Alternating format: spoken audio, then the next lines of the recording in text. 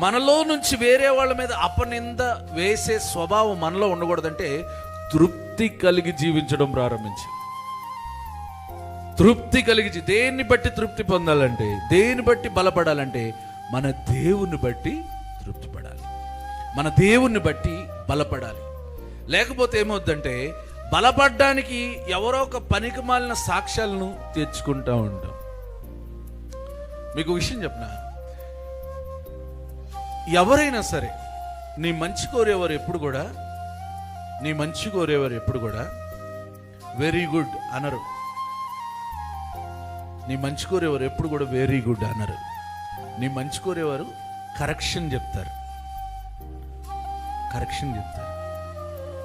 నిన్ను పొగుడుతున్నారంటే ఏదో ఉంది. హల్లెలూయా. నేననేది